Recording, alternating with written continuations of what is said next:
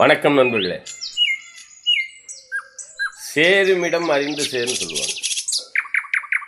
இந்த சேருமிடம் அறிந்து சேர்ங்கிறது யார் கூட நண்பர்களாக இருந்தாலும் சரி, எதுவாக இருந்தாலும் சரி, அறிந்து தான் அவங்களை பற்றி புரிந்து கொண்டு அவர்களுடைய வாழ்வியத்தை அவங்களுடைய எப்படி குணாதிசயங்கள்ங்கிறத தெரிஞ்சுட்டு தான் அவங்களோட சேரணும். அதே போல் சகவாச தோஷம்னு இருக்குது. சகவாச தோஷம், நல்ல சகவாசம் வச்சுட்டோம் அப்படின்னு சொன்னோம்னா நல்ல விதமான பலன்களும் தன வருவாயும் எல்லாம் கிடைக்கும். இதில் பெண்கள் கூட சகவாசம் வச்சுக்கிறதும் காதல் பண்ணுறதும் அல்லது திருமணம் பண்ணுறதும் கூட ஒரு ஆண் மகன் தனக்கு மேலே இருக்கக்கூடிய குணாதிசயங்கள் கொண்ட அல்லது இனத்தை கொண்ட அல்லது வசதி வாய்ப்புகளை கொண்ட பெண்ணை திருமணம் செய்தான்னா சிறப்பாக இருப்பான். கீழே இருக்கக்கூடியவங்களுடைய தொடர்பு வச்சுக்கிட்டா அப்படின்னு சொன்னால் இல்லீகல் தொடர்பாக இருந்தாலும் சிறப்பு இருக்காது, வீணாக போயிடுவான்.